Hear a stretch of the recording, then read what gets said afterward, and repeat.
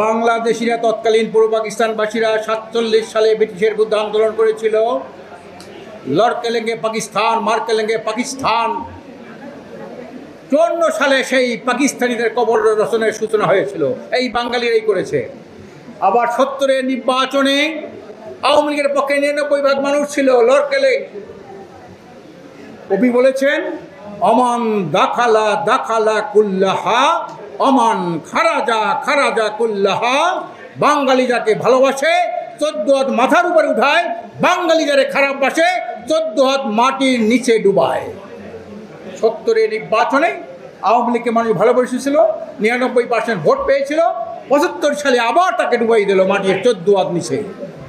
আবার শেখ হাসিনা যেভাবে ছলাকলা করে জনগণের ভোট নিয়ে উনি ক্ষমতায় গেলেন, এই 5ই আগস্ট এই দেশের বাংলাদেশিরা তাদের সেই পুরানো ঐতিহ্য অমান দাখালা দাখালা করলো, অমান খারাজা খারাজা করলো, তাকে মাথার উপরে যেমন রয়েছিল 14 হাত মাটির নিচে ডাবিয়ে দিল। এরা বাংলাদেশিদের আমি ধন্যবাদ জানাই। তাদের বারবার তাদের এই ঐতিহ্যকে তারা বাস্তবায়ন করতে পেরেছে। আগামী এই সরকারের পতন হয়েছে আওয়ামী দুঃশাসনের।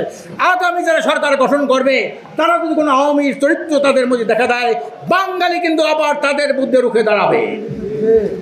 সংগ্রামী ভাইরা আমার, এই 1 মাসে কি করতে পারতো?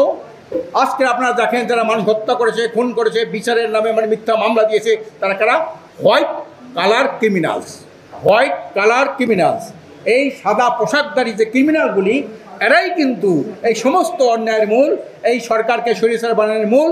এই জন্য এই সরকার পারত একটা প্রস্তাব আনতে, হোয়াইট কালার ক্রাইমস একটা আইনের একটা অধ্যায় আইন বিভাগের মধ্যে এইটাকে সন্নিবেশিত করা।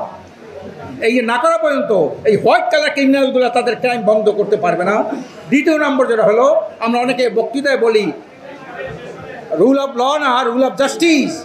এই রুল অফ ল না, শুধু রুল অফ জাস্টিস যদি না হয়, এই দেশের মানুষ আইনের শাসন দিয়া, আইনটাই যদি হয় কালো আইন, আইনটাই যদি হয় সন্ত্রাসী আইন, তাহলে এই দেশের মানুষ কোনো শান্তি কল্যাণ পাবে না। এই জন্য রুল অফ জাস্টিস 1 নম্বর হলো হোয়াইট কলার ক্রাইম এবং রুল অফ জাস্টিস। এই দুইটা যদি এই সরকার যদি তার অধ্যাদেশে আনয়ন করে এবং এরা বাস্তবায়ন করে,